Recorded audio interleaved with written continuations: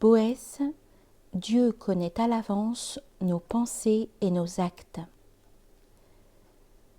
Boès voit le jour à Rome vers 480, au moment où l'Empire romain est la proie des hordes d'Ostrogoths.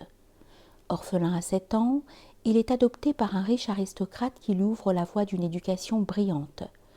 Boès parle couramment le grec et devient un spécialiste de la littérature et de la philosophie latine et grecque. Il consacre son temps à la traduction et aux commentaires de textes anciens grecs, notamment aux travaux d'Aristote sur la logique. Élevé au consulat par Théodoric le Grand, roi des Ostrogoths, il est frappé de disgrâce en raison des remontrances qu'il adresse à ce dernier. Il rédige « De la consolation de la philosophie » dans la prison où il attend son exécution. Il meurt en 524, près de Pavie. Boès est surtout célèbre pour la solution qu'il a formulée à un problème déjà soulevé par Aristote. Si Dieu, qui est omniscient, connaît déjà nos actions futures, comment pouvons-nous prétendre que nous sommes libres de nos actes ? Pour bien comprendre le problème, prenons une situation de tous les jours. Cet après-midi, je pourrais soit aller au cinéma, soit rester à la maison pour étudier. Finalement, je décide d'aller au cinéma.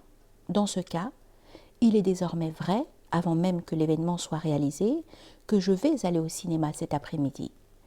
Mais si cela est vrai maintenant, il apparaît alors que je n'avais pas vraiment le choix de passer l'après-midi à étudier. Aristote a été le premier à énoncer le problème, mais sa réponse est ambiguë. Pour lui, semble-t-il, une proposition telle que « cet après-midi je vais aller au cinéma » n'est ni vraie ni fausse, ou tout au moins, elle n'est pas vraie ou fausse, de la même façon que peut l'être la proposition « hier je suis allé au cinéma ». Pour Boès, Dieu est omniscient. Il connaît tout du passé et du présent, mais aussi de l'avenir.